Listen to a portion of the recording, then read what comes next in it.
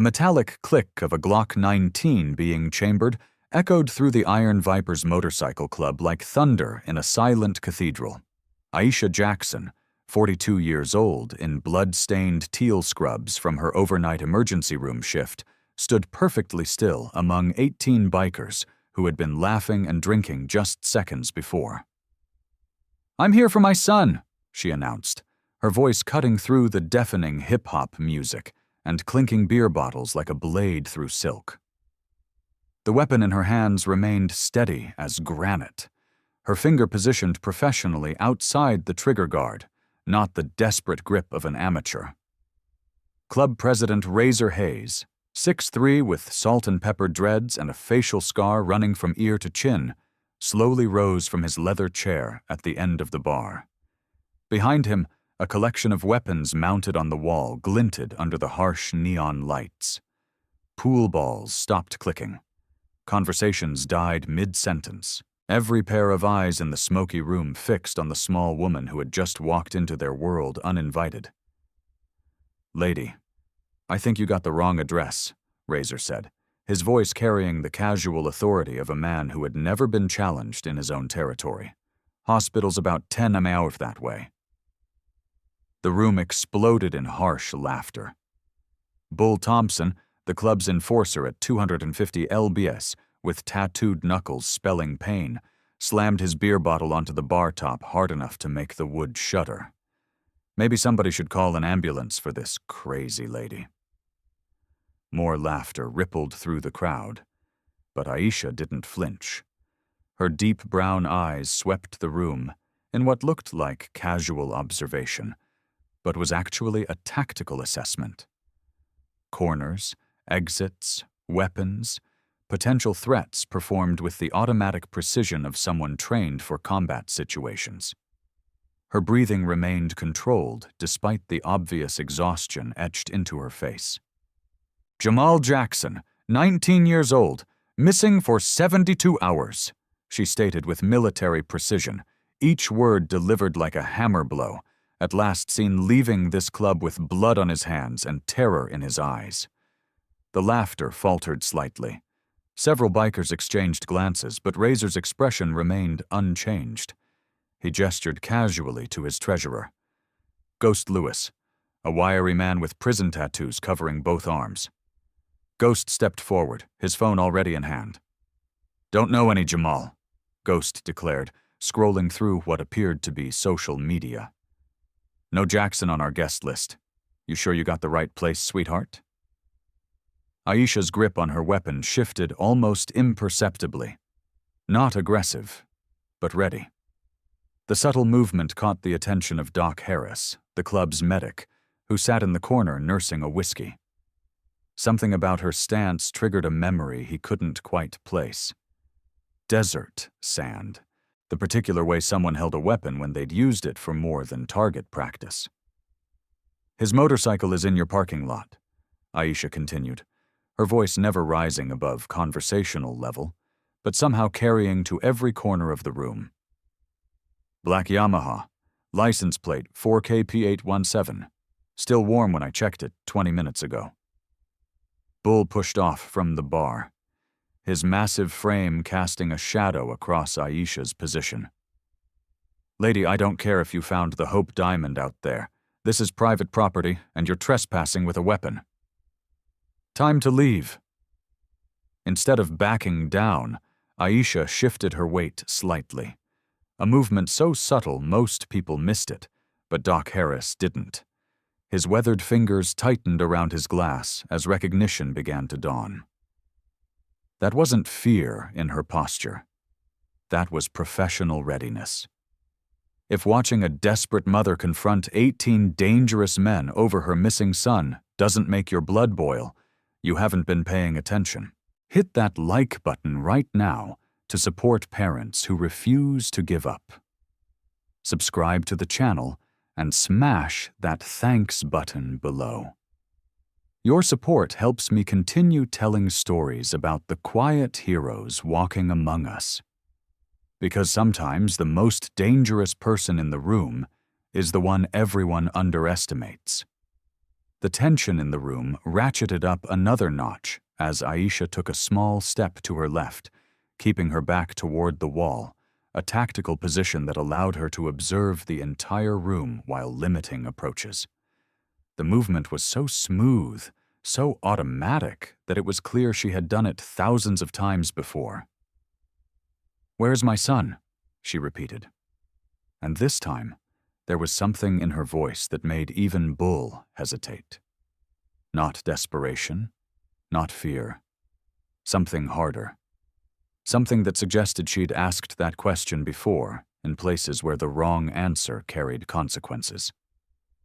Blade Carter, the sergeant-at-arms, stood up from his pool game, cue stick still in hand. "Ma'am, you need to calm down and think about what you're doing here. This is a room full of grown men who don't appreciate threats."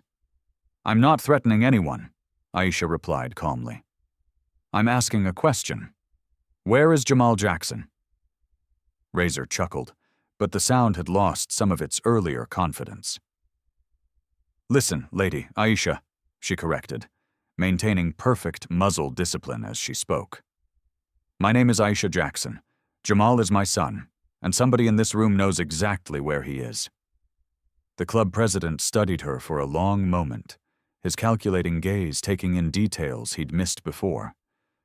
The way she stood with both feet planted firmly but weight slightly forward. The professional grip on her weapon. The fact that her hands weren't shaking despite what should have been overwhelming fear. "Aisha," he repeated slowly. "That's a pretty name. Tell me, Aisha, what makes you think we'd know anything about your boy?" "Because Detective Marcus Evans was investigating your club for federal racketeering charges," Aisha said, her voice cutting through the smoky air like a scalpel. "Because Jamal was working part-time at the garage down the street and saw something he shouldn't have seen. And because 24 hours after Detective Evans disappeared, my son stopped answering his phone." The room went dead silent, except for the distant sound of motorcycles on the street outside. Ghost's phone slipped from suddenly nerveless fingers clattering onto the floor. Bull's cocky grin faded as several club members shifted uncomfortably in their seats. Doc Harris sat down his whiskey with deliberate care and stood up slowly. Something was clicking into place in his memory. Fragments of conversations, whispered names, stories told in VA hospital waiting rooms about female medics who'd served in places where courage was measured in lives saved under fire. "That's a serious accusation," Razor said carefully, his earlier casual demeanor evaporating. "You might want to be careful about throwing around words like federal investigation in a place like this." Aisha's response was to reach into her scrubs pocket with her free hand, moving slowly, deliberately, giving everyone time to see she wasn't going for another weapon.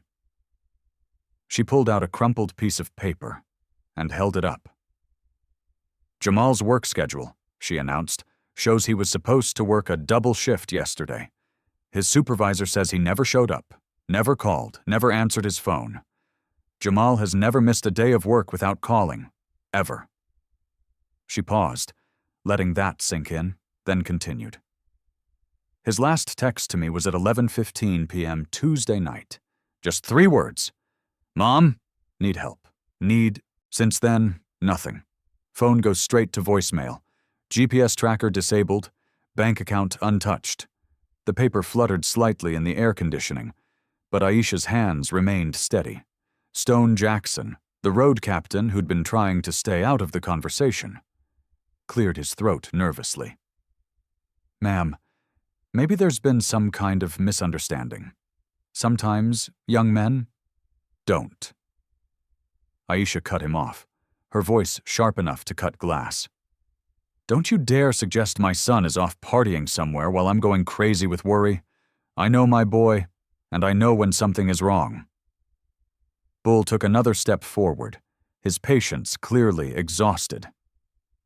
"Lady, I don't care if you're the Virgin Mary herself. You walked into our house, pointed a gun at us, and started making accusations. Time for you to leave now." Instead of backing down, Aisha shifted into what anyone with military training would recognize as a defensive stance, weight balanced, weapon ready, but not aggressive. Her left foot moved back 6 in, her right shoulder dropped slightly, and suddenly she looked like someone who could actually use the Glock in her hands. "I'm not leaving without my son," she stated flatly. "And before you try to take this weapon from me, you should know that I've had exactly 4 hours of sleep in the past 48 hours. I've lost 13 lbs worrying about Jamal, and I have absolutely nothing left to lose." The silence that followed was electric with tension. Then Ghost made his move, lunging forward to grab the gun from Aisha's grip. What happened next would be talked about in the Iron Viper's clubhouse for years to come. Aisha's response was instantaneous and professional. She stepped back at precisely the right angle to avoid his grab, while simultaneously transitioning from low, ready to high, ready position. The movement was so smooth, so perfectly executed, that it was clear she'd done it countless times before. "Don't test me," she warned, her voice carrying the edge that made several bikers reach instinctively for their own weapons. Bull immediately moved to flank her from the right, but Aisha's head turned to track his movement while keeping her primary focus on the larger group. Her situational awareness was remarkable, the kind that came from training in environments where losing track of threats meant dying. "Easy, everyone," Doc Harris called out, raising his hands in a peaceful gesture. Something was nagging at him. A memory that wouldn't quite surface. "Let's all take a step back here." But Bull wasn't interested in de-escalation. "Nah, Doc. This crazy witch walked into our house and he never finished the sentence." As he moved within arm's reach, Aisha demonstrated a weapon retention technique that sent him stumbling backward, cursing and holding his wrist. The move was subtle, economical, and devastatingly effective. Exactly what someone would learn in advanced military training. "Holy cow," whispered one of the younger club members. "Did you see that? Doc Harris definitely saw it." And suddenly, fragments of memory began connecting. The stance, the weapon handling, the way she moved like violence was just another tool in her toolkit to be used precisely and without hesitation when necessary. As if summoned by the rising tension, the club's bartender, Lena Brooks, emerged from the back room, took one look at the scene, and immediately reached for the phone behind the bar. "I'm calling the police," she announced. "No police," Razor snapped, his authority reasserting itself. "We handle this ourselves." Aisha's laugh was bitter and sharp. "Please do call the police. I'm sure they'd be very interested in searching this place, especially with an active federal investigation into Detective Evans's disappearance." The mention of federal investigation sent another ripple of unease through the room. Several members exchanged meaningful glances, and Bull, still nursing his wrist, shot a questioning look at Razor. It was then that Lena noticed something that made her blood run cold. Aisha's scrubs weren't just stained with blood from her hospital shift. There were fresh stains, still wet, that looked suspiciously like they might be her own. "Ma'am," Lena said carefully, "are you hurt? Do you need medical attention?" Aisha glanced down at herself as if just noticing the blood. "Occupational hazard. I work emergency trauma. Sometimes you don't have time to change between cases." But Doc Harris was studying those stains with professional interest. Some were definitely old, the brown, oxidized color of blood that had been there for hours. But others were bright red, fresh, and they were in places that suggested they might not be from patients. "What kind of work do you do at the hospital?" he asked quietly. "Whatever needs doing," Aisha replied. "Trauma surgery, emergency medicine, crisis intervention, 23 years of keeping people alive when everyone else has given up on them." The number hit Doc like a physical blow. 23 years. That would put her starting in the military during some of the heaviest combat years. The pieces were starting to fit together in his mind, and what they formed was both impressive and terrifying. A young biker known as Lil D chose that moment to lean against a broken beer bottle on the bar, slicing his palm open on the jagged glass. He cursed and held up his bleeding hand, looking around for help. Aisha's response was immediate and instinctive. Without thinking, she stepped forward, her weapon automatically shifting to a safe position as her medical training took over. Direct pressure, elevate above heart level, she barked in a voice that carried absolute authority. The entire room froze as they watched her professional assessment of the injury. Her eyes scanned the wound with clinical precision, automatically categorizing severity, blood flow, and treatment requirements. This wasn't bedside manner. This was field medicine. "It's not deep," she announced after a 3-second examination. "Needs cleaning and butterfly sutures. Nothing that requires stitches." Lil D stared at her in amazement. "How can you tell all that just by looking?" "Experience," Aisha replied simply, but something in her tone suggested that experience had been earned in places where quick medical assessments meant the difference between life and death. Doc Harris's suspicions crystallized into certainty. "Where did you serve?" he asked quietly. Aisha's head snapped toward him, her eyes narrowing. For the first time since entering the clubhouse, she looked genuinely surprised. "Excuse me? You heard me?" Doc pressed. "That's not civilian medical training. That's field medicine, combat medicine. So, where did you serve?" The question hung in the air like smoke from a fired gun. Every person in the room was watching Aisha's face, waiting for her response. But instead of answering, she asked a question of her own. "What makes you think I served anywhere?"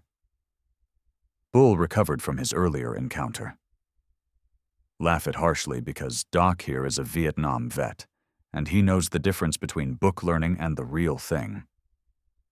Question is, what's a military medic doing working at a civilian hospital?"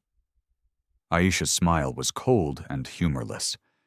"Same thing as any veteran, I imagine, trying to find a place in the world that doesn't involve people shooting at each other. But the damage was done. The seed of doubt had been planted. And now everyone was looking at her differently. The desperate mother was still there, but underneath that, something else was becoming visible, something harder, something dangerous. Razor stepped forward, his earlier casual demeanor replaced by the focused attention of a predator who'd suddenly realized he might not be at the top of the food chain. "You know what I think?" he said slowly. "I think there's more to this story than a missing boy." Aisha met his gaze steadily. "There's always more to every story, but Jamal is all that matters to me right now." "Where is he?" It was Blade Carter who noticed the surveillance van first. He'd been glancing out the window periodically, a habit born from years of running with clubs that attracted law enforcement attention. But this time, what he saw made his blood turn cold. "Razor," he called out urgently, "we got company." Black van, tinted windows, parked across the street, looks federal. The effect was immediate and electric. Weapons appeared from seemingly nowhere. Pistols from waistbands, shotguns from behind the bar, rifles from hidden compartments. The relaxed atmosphere of moments before transformed into a tense standoff as club members took defensive positions throughout the room. But Aisha didn't move. She stood perfectly still in the center of the chaos. Her weapon steady, her breathing controlled, watching the panic unfold around her with the calm assessment of someone who'd been in worse situations and survived. "You think Aisha is overreacting, or does she have valid reasons to suspect these bikers? Comment below and let us know what you think." Ghost had his phone out, frantically trying to coordinate with other club members. "All units, we got federal surveillance. Possible raid incoming." He barked into the device. That's when Aisha did something that made everyone stop and stare. In a voice that carried absolute military authority, she commanded, "All stations, stand down!"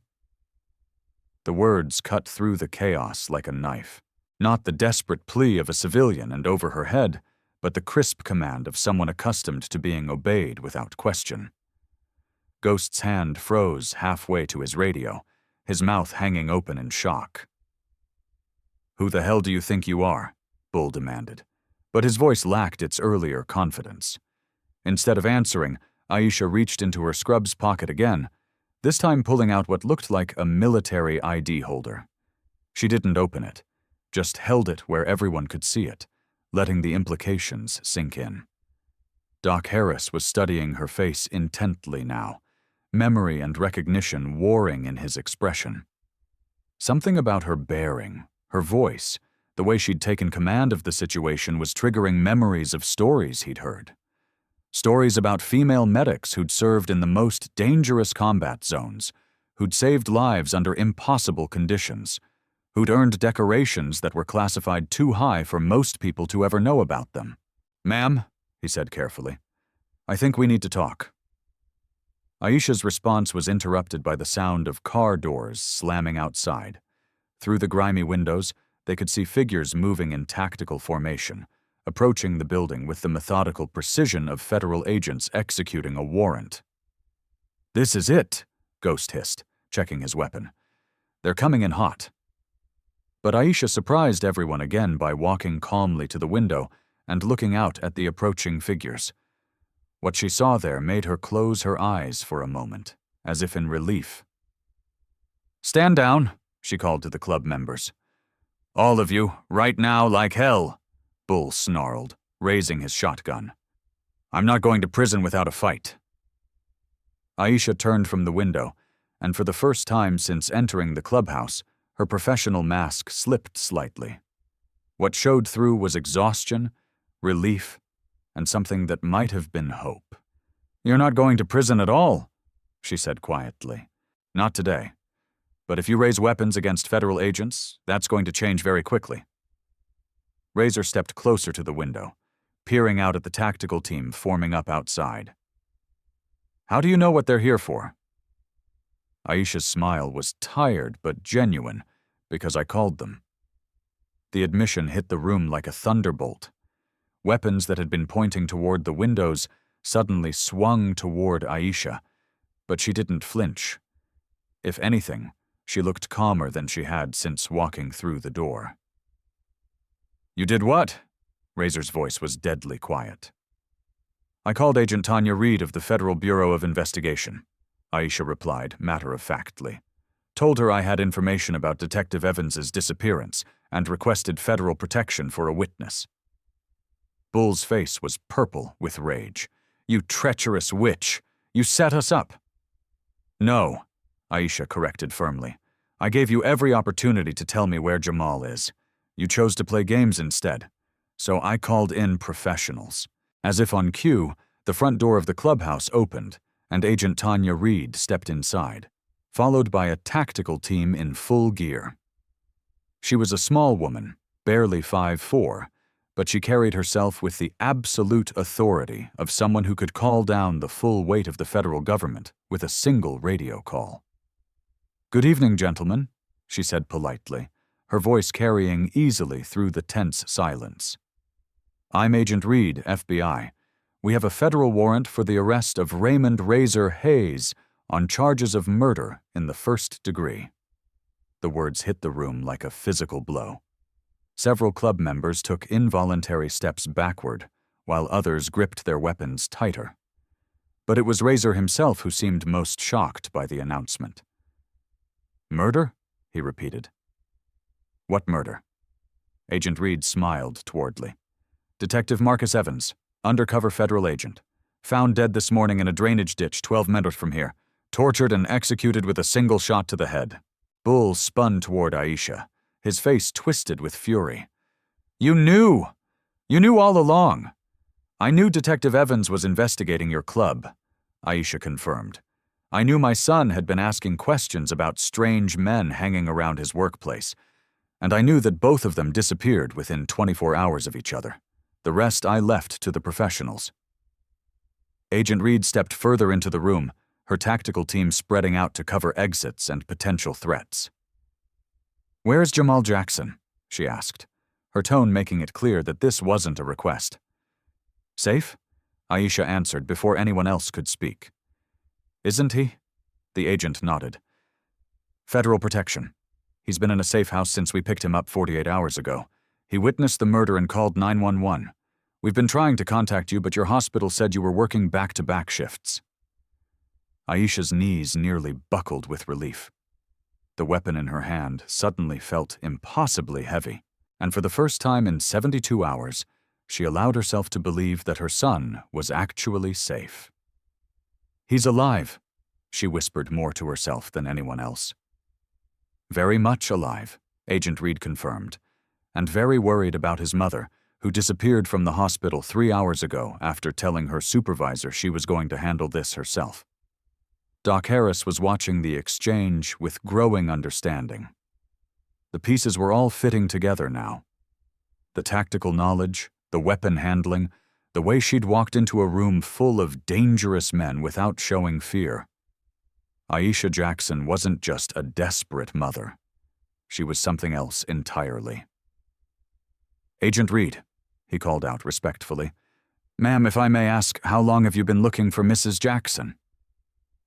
The FBI agent glanced at him, then back at Aisha. "Since about 6 hours after she left the hospital, we've had teams checking every location we thought she might go." "But you came here," Aisha observed. "Why here specifically?" Agent Reed's smile was grim. "Because Detective Evans reported this club as the center of his investigation.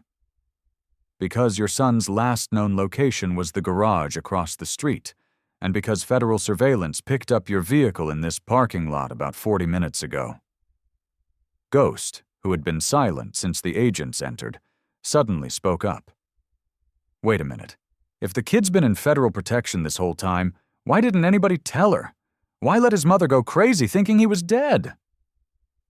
Agent Reed's expression softened slightly as she looked at Aisha. "Because we've been trying to find her for 3 days.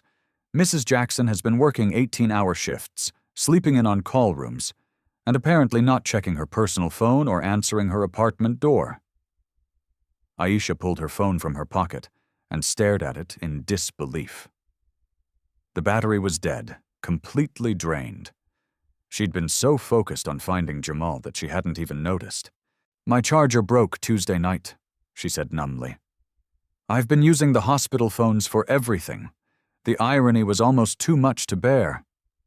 While she'd been risking her life confronting dangerous bikers, federal agents had been trying to reach her to tell her that Jamal was safe.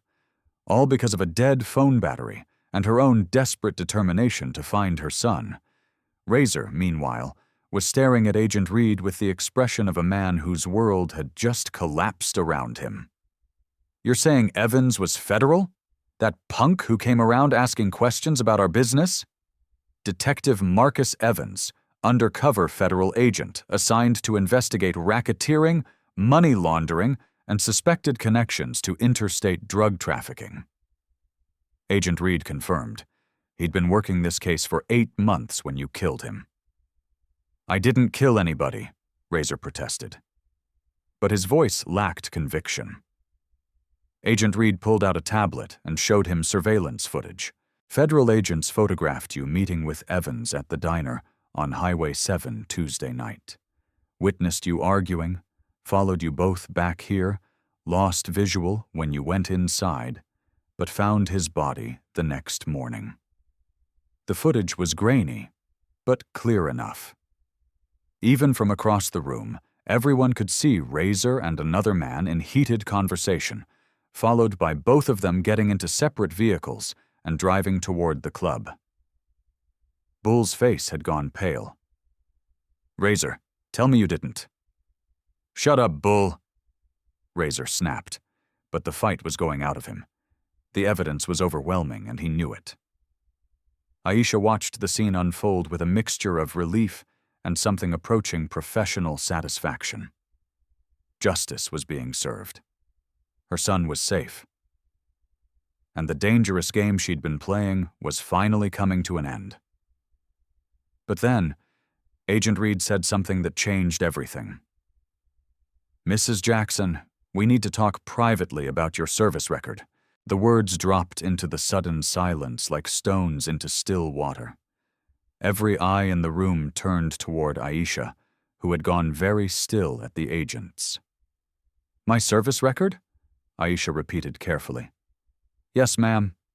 Because according to our background check, Aisha Jackson never served in the military, never had any weapons training, never received any medical training outside of civilian nursing school. Agent Reed paused, studying Aisha's face intently. Which makes your performance here tonight very interesting. Doc Harris was nodding slowly, pieces of a puzzle finally clicking into place in his mind. I knew there was something familiar about you. The way you move, the way you handle yourself under pressure, that's not civilian training. Aisha looked around the room at the faces watching her. Some hostile, some curious, some respectful. These men had underestimated her from the moment she walked through their door. They had seen a desperate mother and missed the warrior underneath. Now Agent Reed was looking at her with the same calculating expression, clearly seeing something that didn't match the official records. There seems to be a discrepancy in your background, the agent continued. Would you care to explain why a civilian nurse displays tactical skills that would make most of my agents envious? Aisha glanced at the weapons still in her hands, then at the faces surrounding her. She'd come here looking for her son and ended up in the middle of a federal investigation. But there was still one more secret to be revealed. One more truth that would change how everyone in this room saw her. As Bull gripped his injured wrist and stared at her with new understanding, as Doc Harris nodded with growing recognition, as Agent Reed waited for an answer that would explain the impossible, Aisha Jackson made a decision that would alter the course of everything that followed. The torn fabric of her scrubs caught on her tactical vest as she shifted position. And in that moment, everyone realized that underneath the blood-stained hospital uniform was something else entirely. Something that suggested Aisha Jackson had been prepared for a very different kind of confrontation than anyone had imagined. But that revelation, and the truth about who Aisha Jackson really was, would have to wait because Agent Reed's radio was crackling with urgent communication, and the federal operation that had been planned for weeks was about to reach its explosive conclusion. The night was far from over. Agent Reed's radio crackled with urgent static before a voice cut through the tension. Control to team leader. We have movement at the rear exit. Multiple subjects attempting to flee on motorcycles. The FBI agent's expression hardened as she pressed her earpiece. Copy that. All units maintain perimeter. No one leaves until we sort this out. Aisha watched the exchange with growing unease. Something in Agent Reed's tone suggested this operation was bigger than just arresting Razor for Detective Evans's murder. The tactical team was too large, too well coordinated for a simple homicide. Zoe, Agent Reed, Aisha said carefully. Exactly what kind of investigation are we talking about here? Before the agent could respond, Bull made his move. The massive biker lunged toward the back exit, apparently deciding that federal prison was preferable to whatever was about to unfold in the clubhouse. But as he reached for the door handle, something stopped him cold.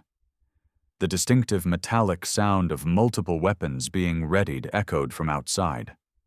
Bull's hand froze on the door as red laser dots appeared on his chest through the grimy window. I wouldn't, Agent Reed advised calmly. We have the building surrounded. Aisha felt the tactical vest beneath her scrubs shift as she moved, the unfamiliar weight a constant reminder of how far outside her normal world she'd traveled tonight.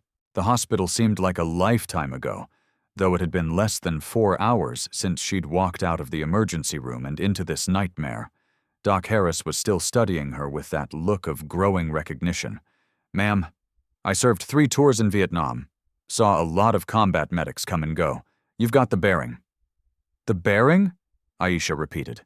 The way you carry yourself. The way you assessed that cut on Lil D's hand. The way you handled Bull when he got aggressive. Doc paused, his weathered face creasing with concentration. That's not something you learn in nursing school. Agent Reed was listening to the exchange while coordinating with her team through her earpiece, but Aisha could see that she was also paying close attention to every word being said about her background.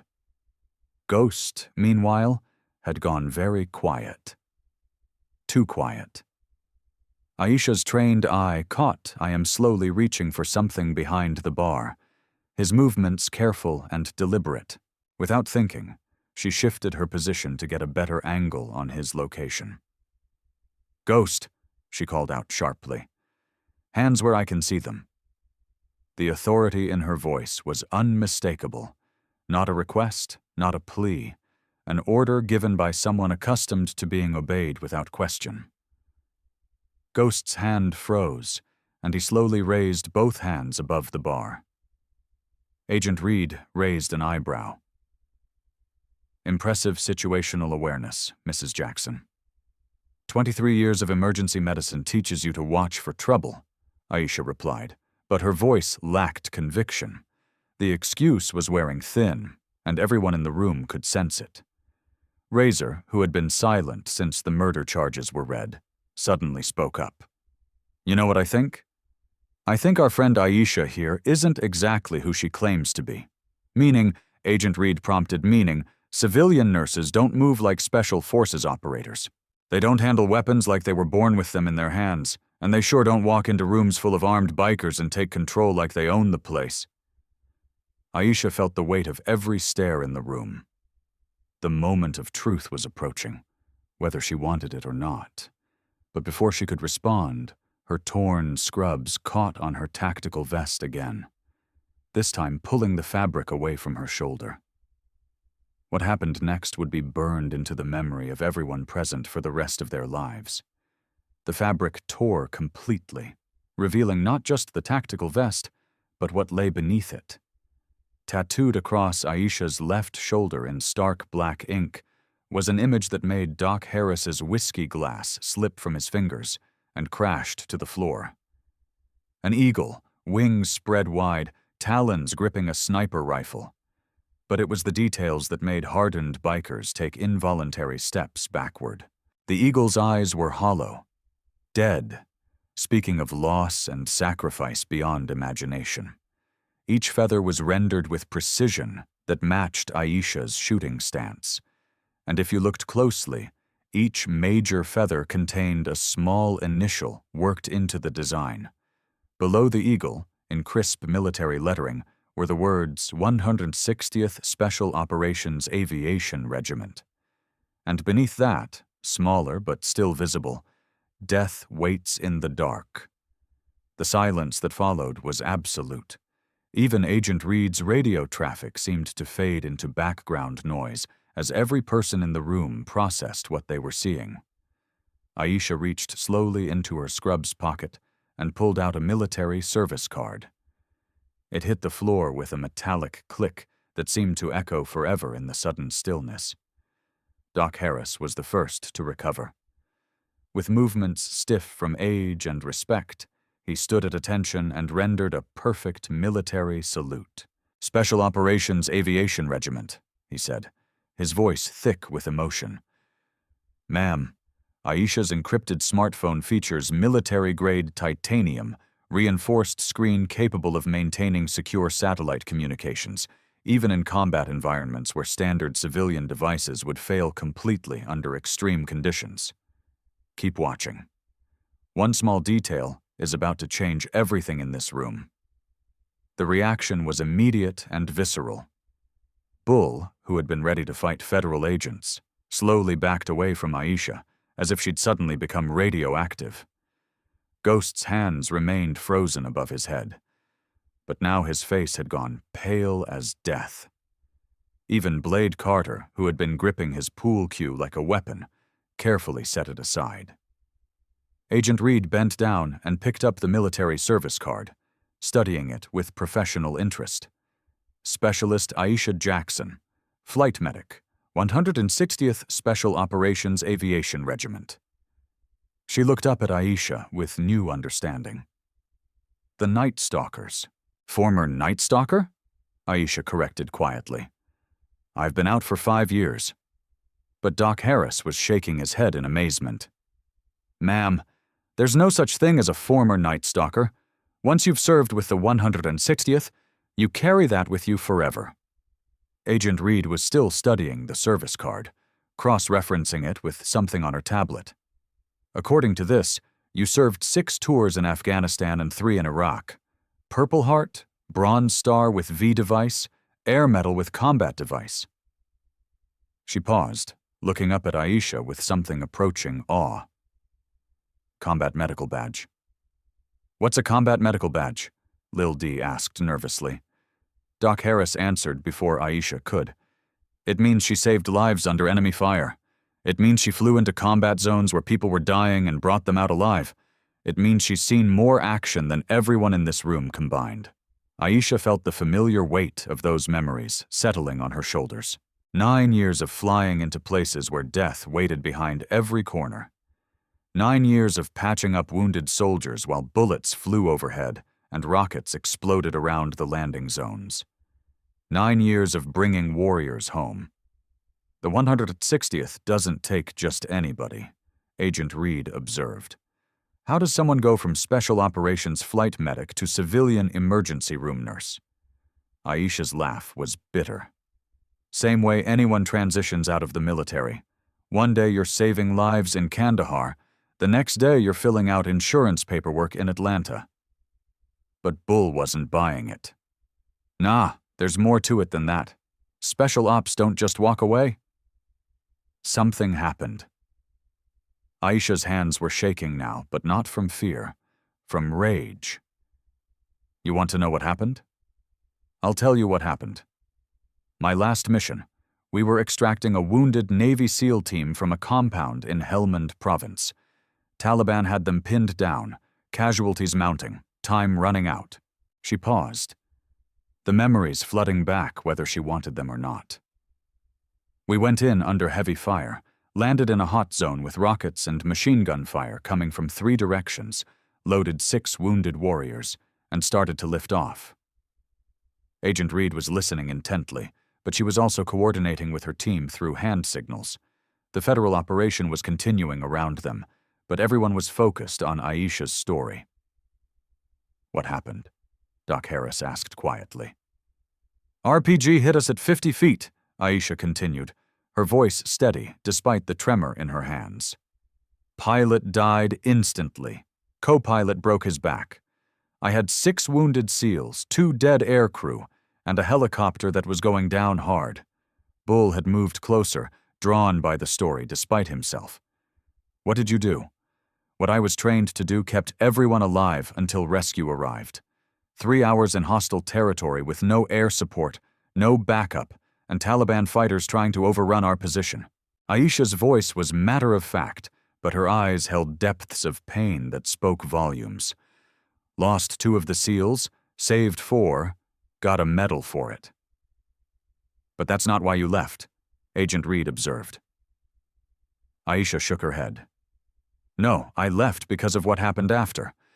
Military wanted to cover up the intelligence failure that led to that mission. Wanted to classify everything. So deep that the families of the men who died would never know the truth. The room was silent except for the distant sound of motorcycles being started and federal agents giving orders.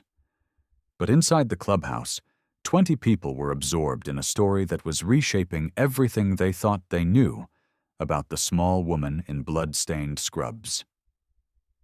I refused to sign the classification agreement, Aisha continued.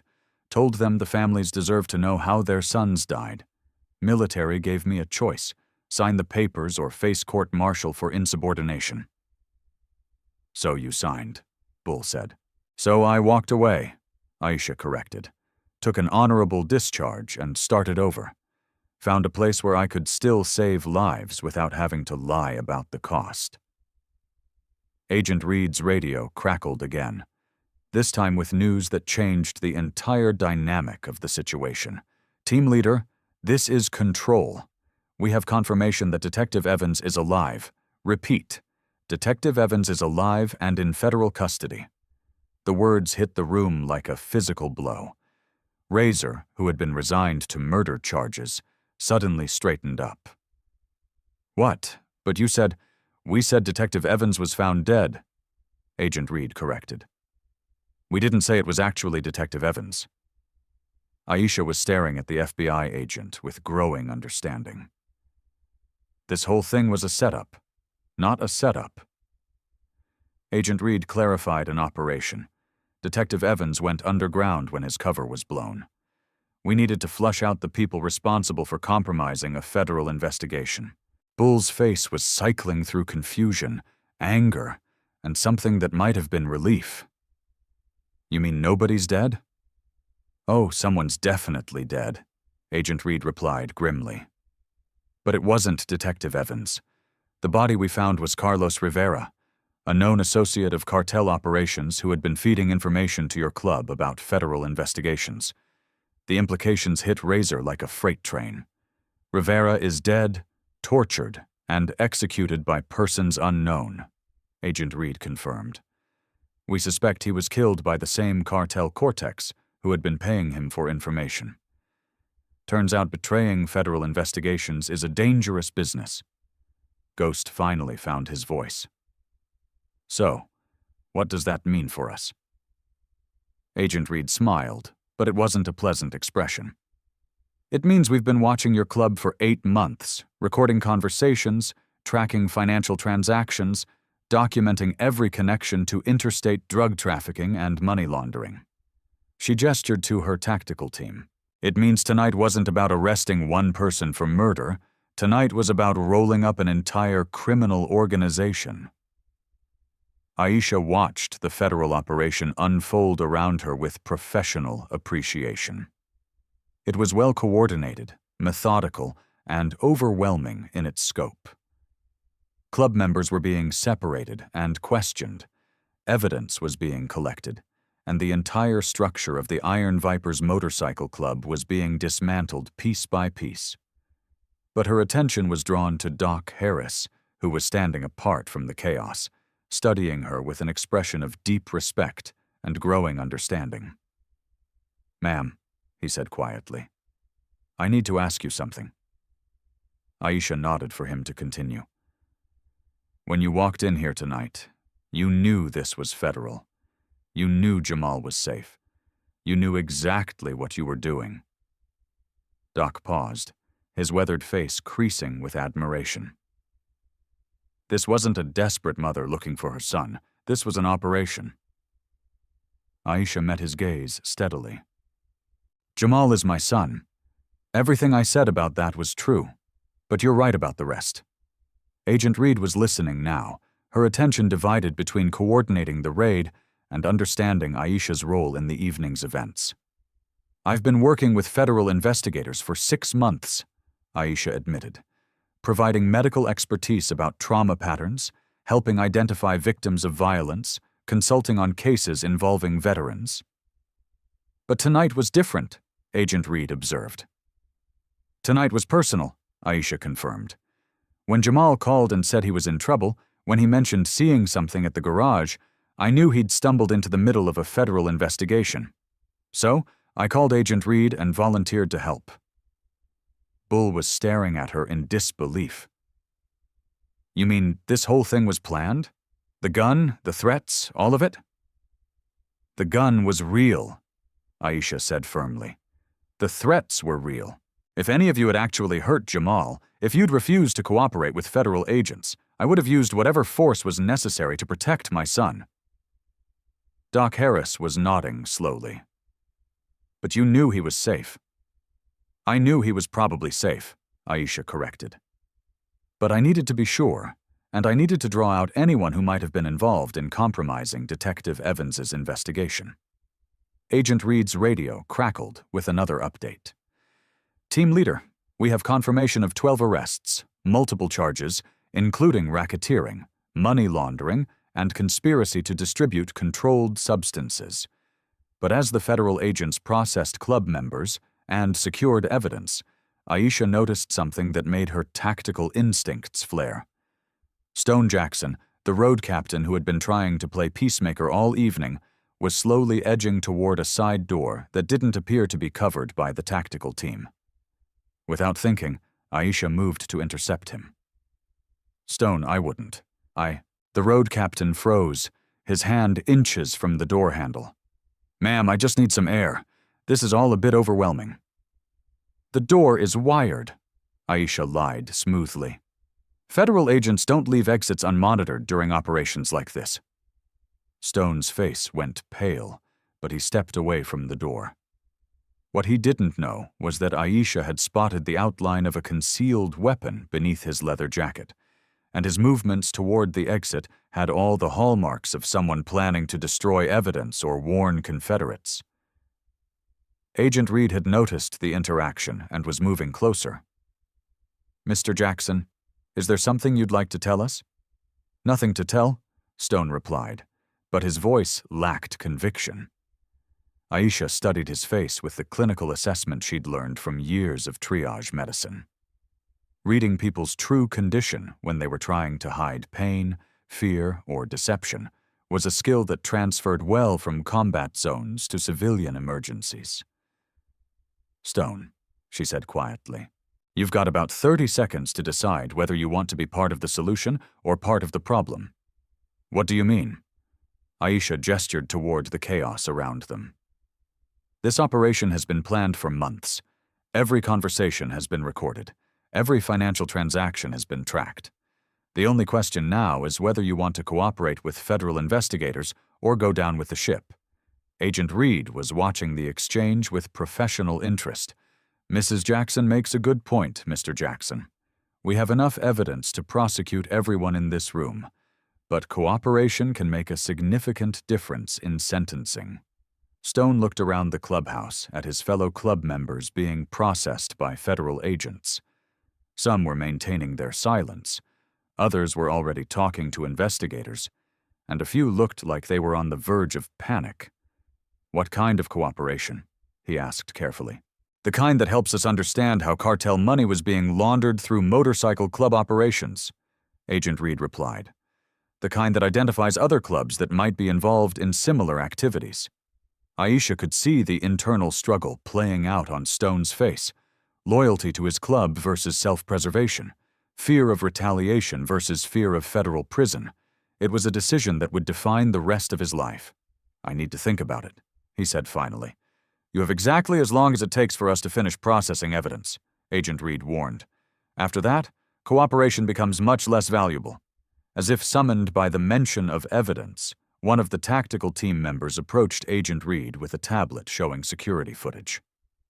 "Ma'am, you need to see this." Aisha found herself looking over the agent's shoulder at surveillance video from the garage across the street. The timestamp showed Tuesday night, and the footage clearly showed Jamal working late, apparently unaware that he was being watched. There, the tactical officer pointed. 11:07 p.m., subject observes meeting between Detective Evans and unknown male subject in club parking lot. On the grainy video, they could see Jamal stepping outside the garage, apparently to take out trash. But instead of going back inside, he moved closer to the fence, separating the garage from the club property. His body language suggested he was trying to hear the conversation taking place between two men near the motorcycles. 11:15 p.m., the officer continued, "Subject uses cell phone, presumably to call for help." Aisha's heart clenched as she watched her son make the decision that would put him in federal protection and her through 72 hours of hell. But she was also proud. Jamal had seen something wrong and called for help instead of ignoring it. 11:17 p.m., the officer noted. Federal agents arrive and secure the witness. The video showed two unmarked vehicles pulling up to the garage. Jamal appeared to be expecting them, suggesting he had been in contact with law enforcement before that night. Within minutes, he was in a federal vehicle and driving away from what would have been a very dangerous situation. Agent Reed turned to Aisha. "Your son has been remarkably helpful to our investigation. His witness testimony is going to be crucial in prosecuting not just the local operation, but the larger cartel network." "Is he safe?" Aisha asked. "Really safe," As safe as federal protection can make him, Agent Reed assured her. And after tonight, much safer. Rolling up this operation eliminates most of the immediate threat to his safety. But even as the agent spoke, Aisha's tactical instincts were telling her that something was still wrong. The federal operation was too smooth, too perfectly coordinated. Either they had been planning this for much longer than 8 months, or there were elements to the situation that she wasn't seeing. Doc Harris had moved closer to the conversation, his own instincts apparently picking up on the same undercurrents. "Agent Reed, ma'am, how long have federal agencies been watching this club?" The FBI agent hesitated for just a moment, but it was enough to confirm Aisha's suspicions. "Longer than 8 months," she admitted. "How much longer?" Agent Reed glanced around the room, apparently calculating how much information she could safely reveal.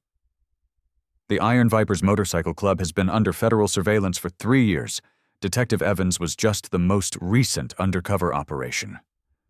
Aisha felt pieces of a much larger puzzle clicking into place. Jamal didn't stumble into this investigation. He was targeted. "Not targeted," Agent Reed corrected. "Protected.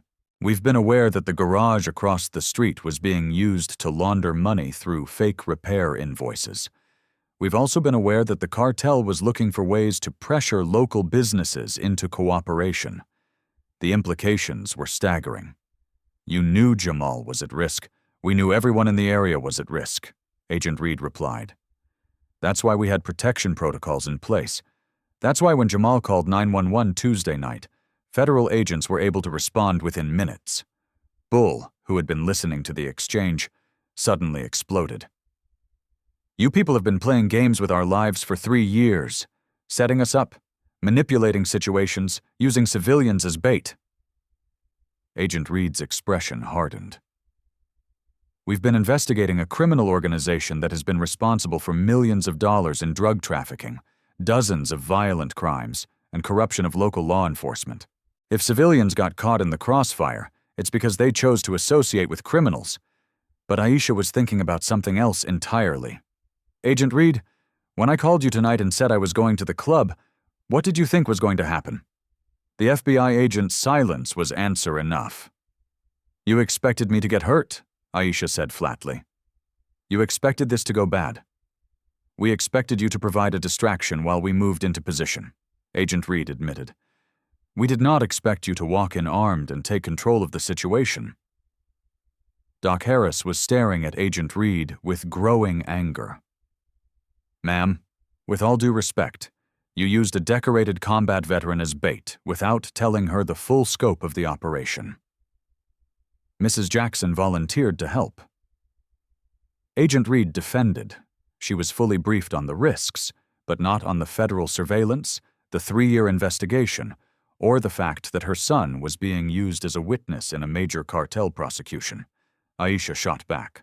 The tension between Aisha and Agent Reed was becoming palpable. 2 strong women, both accustomed to being in control, both discovering that the other had been operating with incomplete information. It was Ghost who broke the silence. "So, what happens now? Do we all go to federal prison, or do some of us get deals for cooperating?" Agent Reed turned her attention back to the club members. "That depends entirely on how much cooperation we get, and how valuable that cooperation proves to be." But Aisha was already thinking beyond the immediate situation. Jamal's testimony puts him at risk from cartel retaliation. Federal protection is temporary. What's the long-term plan for keeping him safe? "Witness protection, if necessary," Agent Reed replied. "New identity, relocation, federal support for starting over." Aisha felt her world shifting beneath her feet. Everything she'd built in Atlanta, her job, her life, her identity as a civilian might be about to disappear. If Jamal needed witness protection, she would go with him. No question, but it would mean leaving behind everything familiar and starting over again. "How long do I have to decide?" she asked. "The threat assessment will take 48 hours, Agent Reed replied. "After that, we'll know better what level of protection is required." As federal agents continued processing evidence and questioning club members, Aisha found herself looking around the clubhouse that had been the center of so much drama. In a few hours, it would be empty, sealed by federal investigators, transformed from a gathering place into a crime scene. Doc Harris approached her one more time. "Ma'am, I want you to know that what you did tonight took incredible courage. Walking in here not knowing whether your son was alive or dead, facing down armed men who could have killed you. That's the kind of bravery they give medals for." Aisha's smile was tired, but genuine. "Doc, I've got enough medals. What I need is for my son to be safe, and for this nightmare to be over." "It will be," Doc assured her. "And when it is, you'll have a place in the veteran community. People who understand what you've been through, what you've sacrificed." As if on cue, Agent Reed's radio crackled with the news Aisha had been waiting for. "Team leader, this is transport. Package is secure and requesting to speak with Bravo 7. Aisha's heart leaped. Package was obviously Jamal, and Bravo 7 had to be her call sign for the operation. Agent Reed handed her the radio. "Channel 3, keep it brief." Aisha switched to the designated frequency and keyed the microphone. "Bravo 7 here, Mom." Jamal's voice came through the static, and Aisha nearly collapsed with relief at hearing her son's voice. "I'm here, baby. I'm here. Are you okay?" "Agent Rodriguez said you went to the club." "Mom, that was so dangerous." "I'm fine," Aisha interrupted. "Are you hurt? Are you safe?" "I'm safe. Federal agents have been taking good care of me. But Mom, I'm so sorry I got you involved in this. I just saw something I shouldn't have seen, and I didn't know what else to do." Aisha's voice was thick with emotion. "You did exactly the right thing. You called for help instead of ignoring it. I'm proud of you. When can I see you?" Agent Reed held up 2 fingers. 2 hours, Aisha relayed. "Agent Reed says we can be reunited in 2 hours. I love you, Mom. I love you too, Jamal. More than you'll ever know." Aisha handed the radio back to Agent Reed, feeling as if a massive weight had been lifted from her shoulders. Jamal was alive. He was safe. And in 2 hours, she would be able to hold her son and confirm with her own eyes that he was unharmed. But even as relief flooded through her, Aisha's tactical mind was already thinking about the future. The federal investigation would continue. Jamal's testimony would be required. There would be trials, appeals, and years of legal proceedings. Most importantly, there would always be the possibility of retaliation from cartel operations that extended far beyond one motorcycle club in Atlanta. Agent Reed seemed to read her thoughts. "Mrs. Jackson, I want you to know that federal protection extends to family members of key witnesses. If you choose to relocate, you'll have full support for starting over wherever you feel safest." Aisha looked around the clubhouse one more time. At Doc Harris, who had become an unexpected ally, at Bull and Ghost, and the other club members, who had started the evening as antagonists, but ended it as something approaching allies. At Agent Reed, whose federal investigation had saved her son's life, but also turned their world upside down. "Agent Reed," she said finally, "I have one question." "Yes, ma'am. When this is all over, when the trials are finished, and the cartel is prosecuted and Jamal is permanently safe, will we be able to go home?" Agent Reed's expression was gentle but realistic. "That depends on a lot of factors we won't know for months, but Mrs. Jackson, sometimes home isn't a place. Sometimes it's the people you choose to protect and the principles you choose to live by." Aisha nodded, understanding the truth in those words. She'd learned that lesson in Afghanistan, where home became wherever her unit was stationed. She'd learned it again in Atlanta, where home became the emergency room, where she saved lives. Now she was about to learn it a third time, wherever the road led next.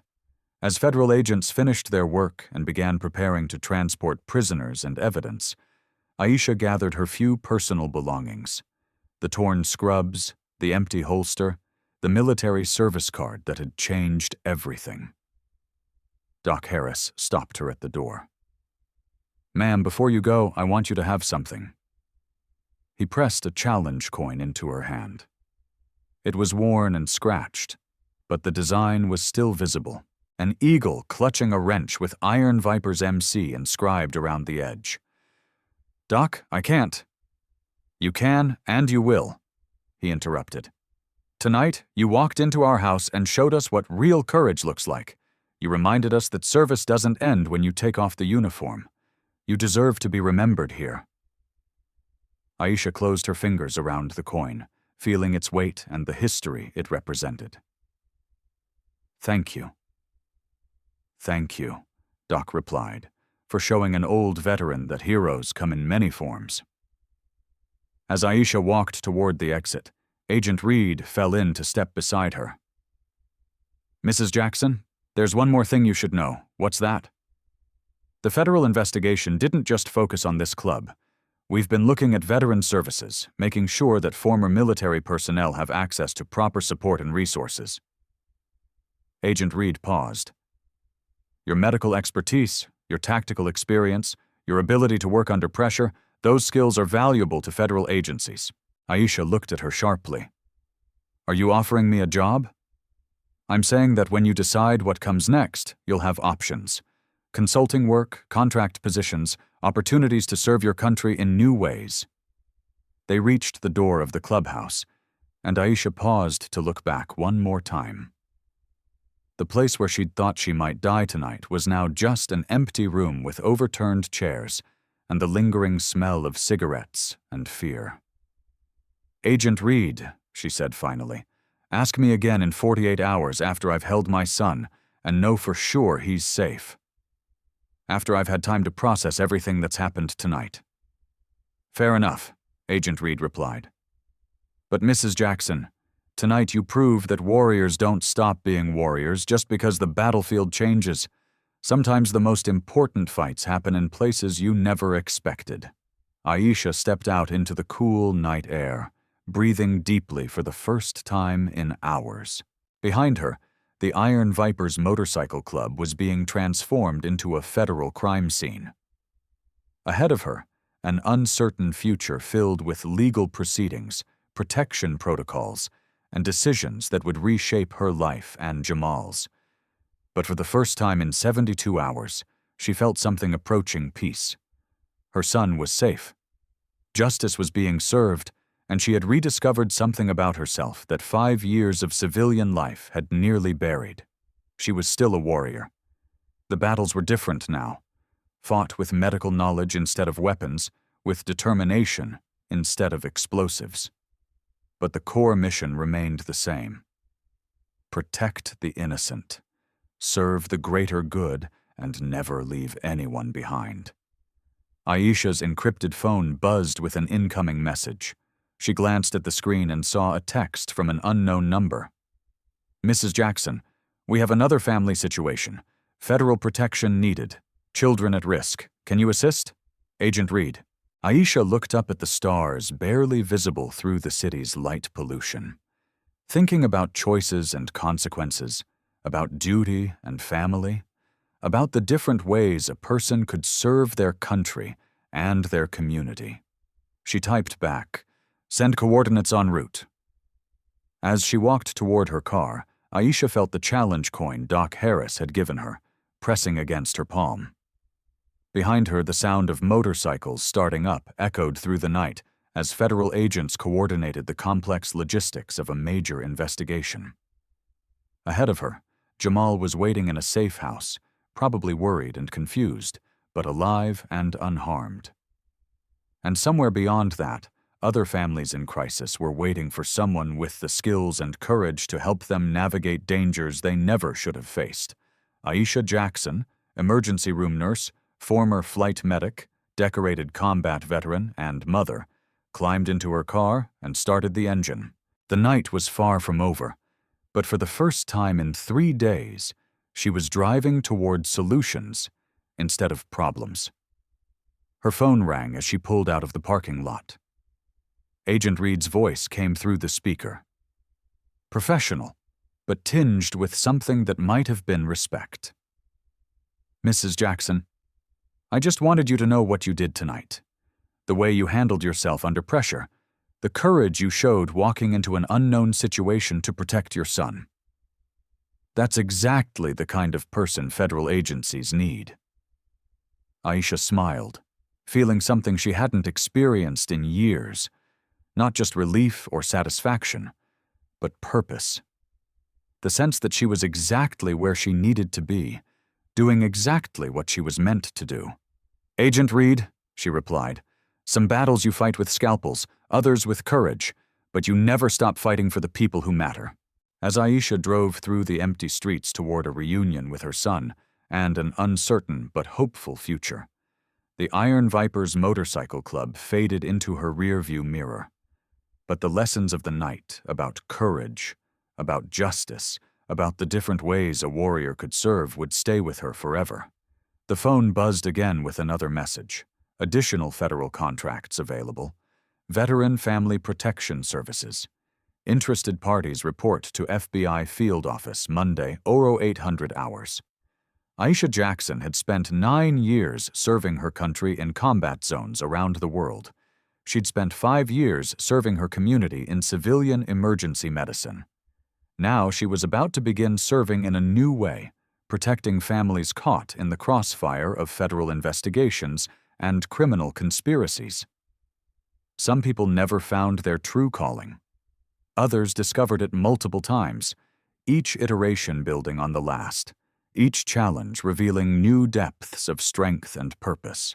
As she turned onto the highway leading toward the safe house where Jamal waited, Aisha realized that her real journey was just beginning. This story's end here, but the journey continue. Many new ad show are waiting for you. And if you enjoy, please take a moment to like, subscribe to our eStory channel, and turn on the bell. See you in the next story.